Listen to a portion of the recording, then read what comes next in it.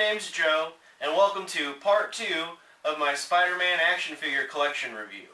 So, if you missed the first chapter, I suggest you go back and watch that first. I bitch about Spider-Man movies for a little while, and then get started talking about my Spider-Man action figure collection. So let's get back to it. Cheers. Alright, here's my custom Marvel Legends Sandman figure, and I just finished this custom figure recently, and I made a video review about it.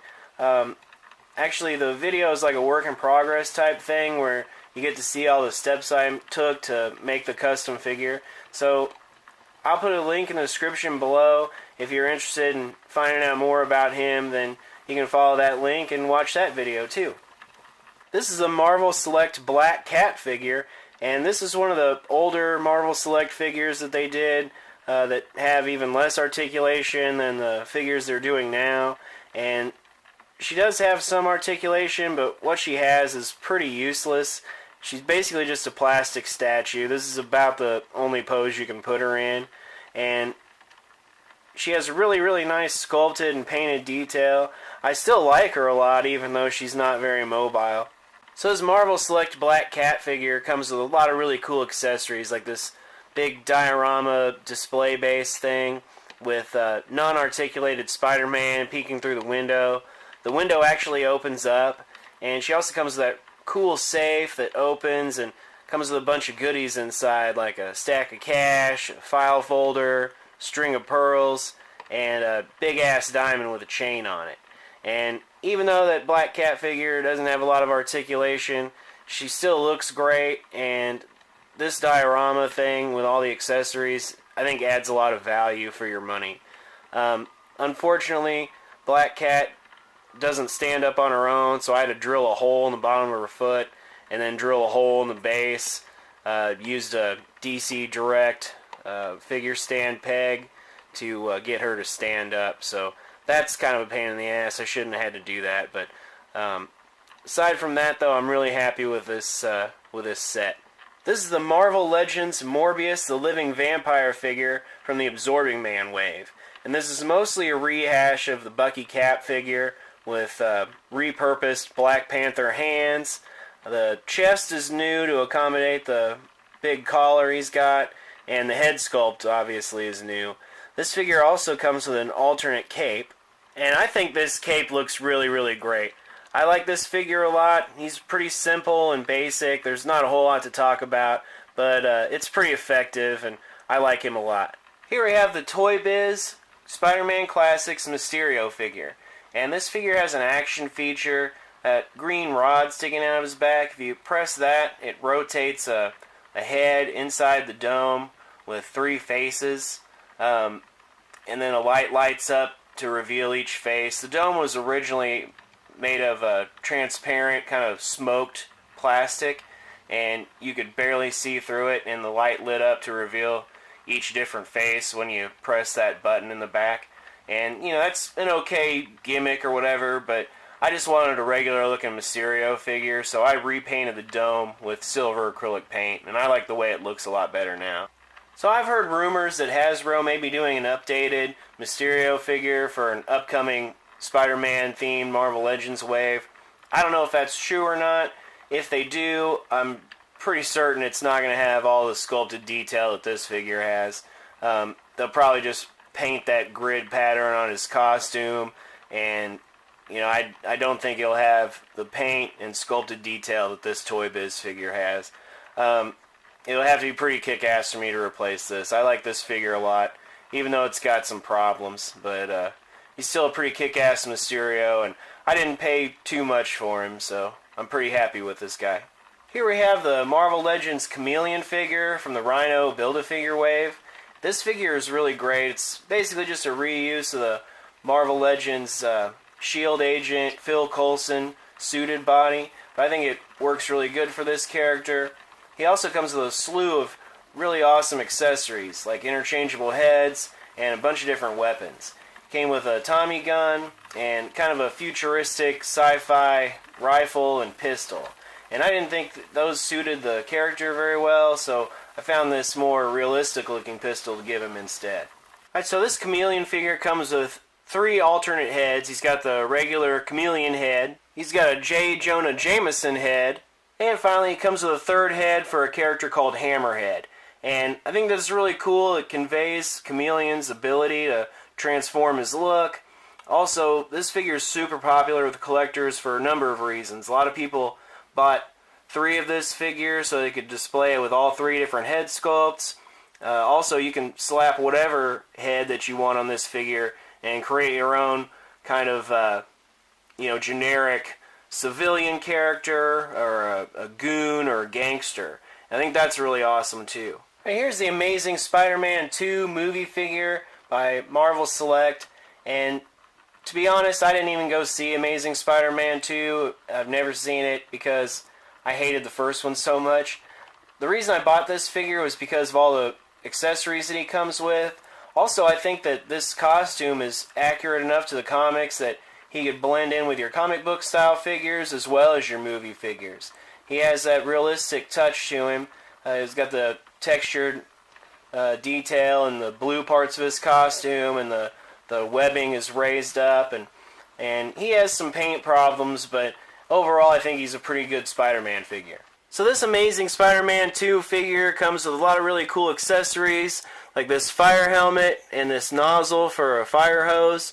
I don't know what the context for those accessories are because I haven't seen the movie, but he also comes with 2 closed fist hands. He comes with a web shooting hand, 2 of them, and this strand of webbing clips into the inside of his palm. I think that's really awesome. And comes with 2 wall crawling hands, splayed open hands like this. He comes with 2 hands that can hold the webbing. And he comes with 2 hands with a thumb sticking out. And I think that's for him to grab the brim on the fire helmet. I'm not for sure. But this webbing I think is really cool. This is my favorite part.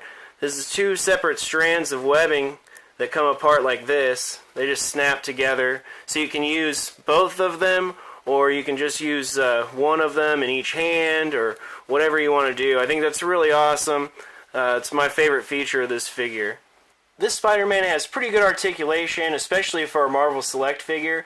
The only bad part is that he doesn't have a waist swivel, and there's almost no movement in his diaphragm joint. There was another version of this figure that came with an alternate unmasked Peter Parker head with a Andrew Garfield likeness. I think it was a Disney Store exclusive, but I'm not 100% sure. Either way, I have zero interest in that. I didn't really care for Andrew Garfield as Spider-Man, but just to let you know it's out there if Andrew Garfield is your jam. This is the Marvel Legends Tombstone figure from the Spider-Man Homecoming wave, or Vulture Build-A-Wing series, whichever you want to call it.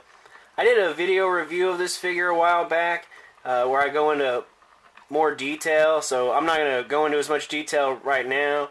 If you're interested in learning more about this guy, I'll put a link to that video in the description below.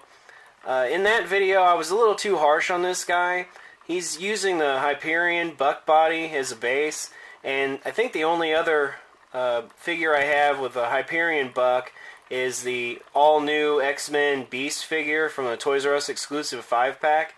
And I was a little harsh on Tombstone's ankle articulation, but I was actually kind of thinking about the Beast figure. His feet were a lot bigger than Tombstone's, and it hindered his ankle articulation, so I was anticipating the same problem with Tombstone, and actually didn't have it. So I was a little too hard on this guy at first, and it wasn't really justified. But the only other thing about this figure that I'm going to point out now is that the straps around his calves and his forearms, when I first got him, those were real loose, and they kind of dangled around his ankles and wrists. And so what I did was I warmed him up with a hairdryer, and I stretched him up over his forearms. I don't know if that's how they're supposed to be, but I think it looks cool. And the straps around his calves there, I pulled those up and to cover up the swivel joint there, the mid-calf swivel joint at the boot cuff. I'm really happy with the way that looks. I think it looks really sharp. This is the Marvel Legends Kraven the Hunter figure from the Rhino Build-A-Figure wave. I really like this guy a lot. Right before he was announced, I was on the verge of buying a Kraven figure on eBay, one of the old Toy Biz figures, and I'm really glad I didn't because I think this figure is superior. He's definitely a lot bigger. He's based on the wolf cap or cap wolf body, and it's hard to tell because there's so many new parts added to him. He comes with a spear and a removable necklace there, and I think all the detail and paint on this figure is really, really good. I'm super happy with Kraven. Alright, here's another mustachioed man. It's my Kit Bashed J. Jonah Jameson figure. From the neck down, he is the Toy Biz J. Jonah Jameson from the original Sam Raimi Spider-Man movie. And obviously the head is the alternate head that came with the chameleon figure. Alright, so this movie, JJ has an action feature. Basically, it comes in this little rolly chair, and you move this switch on his back, and he bangs his fist on his desk there, like he's yelling at staffers at the Daily Bugle. And these things are all connected to the desk. They're all tethered down, but they're meant to shake and rattle around, I guess. So when you beat down the desk, then it looks like he's hitting it so hard that all of his stuff is rattling around. This J. Jonah Jameson figure came with a really nice head sculpt with a very good likeness to actor J.K. Simmons, who portrayed him in the original Spider-Man trilogy by Sam Raimi. And I really like this head sculpt a lot. I would use it, except that all my other figures and stuff are comic book style characters. But this J. Jonah Jameson figure I think is fantastic. The desk and the chair accessories are really nice. I can't believe he's not more popular. I really like this figure a lot. I picked up this J. Jonah Jameson figure complete, mint in package, for like $5 at a local comic book convention. So I couldn't be happier with the price. Alright, here's the Marvel Legends Hobgoblin figure from the Space Knight Venom Build-A-Figure wave. I'm really happy to have a classic looking Hobgoblin figure without having to break the bank by buying the old Toy Biz version on eBay or something. Basically, from the neck down, this is the same as the Green Goblin figure that I showed you earlier from the Sandman Build-A-Figure wave. This figure has a different head sculpt, obviously, and a cape, and a different glider. And you would think that this glider would help him be real stable, but it's made out of such soft plastic that it's real flexible, and since it's kind of small and undersized, I think too small for the figure, it doesn't really help him stand up at all. He falls over quite a bit, actually. This Hobgoblin figure also came with an alternate head sculpt for Demo Goblin or Demo Goblin. I'm not exactly sure how you pronounce it. I'm not particularly fond of this character, and every time I've read a comic book with him, he was wearing a red and blue costume instead of orange and blue. In fact, I don't know if he's ever worn orange and blue like Hobgoblin, so this really doesn't make a lot of sense to me.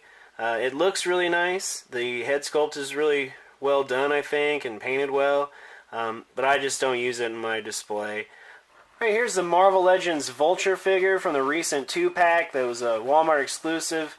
It came with a teenage Spider-Man figure. I'm not exactly sure what this costume is based on, if it's Ultimate comic or if it's a Marvel Knights comic or something, but it's actually grown on me. I didn't think I would like it as much as I do. And this figure comes with an alternate head. It's a helmeted Vulture head. And I think that's really cool, so much so I can't decide which one I want to display him with. So I use the helmeted head as a prop for him, as if he's just taking it off. I have him holding it at his side like that in my display.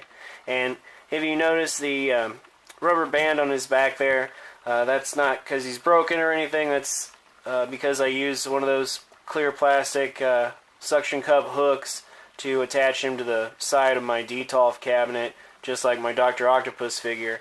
And he barely fits in there because his wingspan is so huge. This figure has a lot of newly sculpted parts that are unique to him.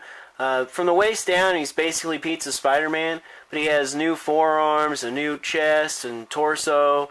Obviously the head and the wings are new, and I probably would have preferred a classic, old-school version of Vulture over this, but I'm actually really surprised how much I like this figure, and he's a welcome addition to my collection. This is the teenage Marvel Legends Spider-Man figure that came in the 2-pack with Vulture, and I really like this figure a lot. He's basically just a rehash of the Ultimate Spider-Man figure from the Space Knight Venom Build-A-Figure wave, but this figure has brighter colors, and he doesn't come with as many accessories, unfortunately. This Spider-Man figure is really great. He comes with a closed fist hand, a web-slinging hand, and a pair of open palm wall-crawling hands. And I really like him a lot. The colors are great. The paint on this figure is very good. And the articulation's very good too. I just don't really need another Spider-Man figure in my collection. A teenage Spider-Man doesn't really fit with the rest of my collection anyway. And I would have already sold him on eBay if I thought I could get my money back from him. But I imagine that a lot of people will probably be buying that Vulture Spider-Man 2-pack specifically for the Vulture figure, and also trying to sell their Spider-Man figures on eBay. So right now I just put them on a shelf in my baby's room, and maybe later if I think I can get my money back out of him, I'll try and sell him. Alright, time for me to get back up on my Diamond Select soapbox and talk about this Marvel Select Lizard figure. I think this was a Disney Store exclusive, came out around the same time as the Amazing Spider-Man movie, and later, like a year or so after that, it became available at other retailers. You know, if Hasbro would get their shit together and do like classic versions of characters like this, especially when they're the focus of a major motion picture, you know, I probably would have bought that one instead. Like, I'm sure that it would have had a few more points of articulation, like ankle rockers and ab crunch, but this figure is pretty articulated. It's as articulated as I really need him to be, I guess, and I can't think of how he could look better. Like, this is what I think of when I think of the Lizard. This is the image that pops in my head. I think he looks amazing, and even though this is a larger scale than the Marvel Legends figures, I think that a character like this fits in with Marvel Legends perfectly, and I'm really glad I didn't have to spend a lot of money on a old Toy Biz Lizard figure with shitty paint. Alright, here's the Marvel Legends Pizza Spidey with a Marvel Select Lizard figure, and I think these two look really great together. I don't feel any brand loyalty towards Hasbro or Diamond or anybody else for that matter.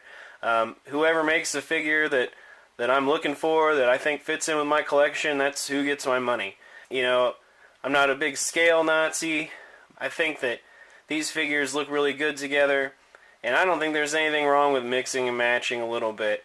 You know, if you're a die-hard Marvel Legends fan and that's all you collect, that's fine. That's your prerogative. But then your collection's going to look the same as a bunch of other people's, and I want mine to have a little bit more variety in it.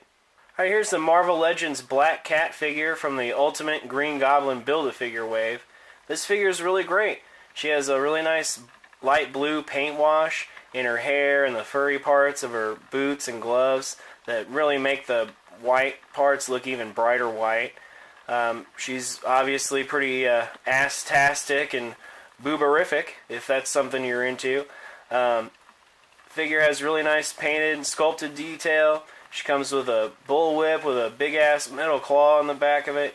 And my only gripe with this figure is that she's really hard to keep standing up because of her high heels. Alright, so if you think I've been stroking off Marvel Select too much in this video, then this one's for you. This is a Marvel Select Disney Store exclusive Electro figure. Came in a 2-pack with a really janky looking Spider-Man figure that I got rid of on eBay as fast as I could. Basically, I wanted a classic looking Electro. I didn't want to buy the old Toy Biz Spider-Man Classics Electro on eBay because they look pretty gangly and the paint's not very good on them a lot of times. And for some reason, Hasbro doesn't make, versions of, characters that are in movies currently. Like they're not making a classic Vulture figure for some reason for Spider-Man Homecoming. They didn't make a classic looking Electro for The Amazing Spider-Man 2, so I don't understand the rationale there. It seems like a no-brainer. But Marvel Select made a classic looking Electro. Unfortunately, his paint's really bad. His articulation sucks. He's really not a very good figure. He's my least favorite figure in my Spider-Man collection. Alright, this review has gone completely off the rails. Way longer than I ever thought. So make sure you come back for part 3 of my Spider-Man action figure collection. Take care. Bye.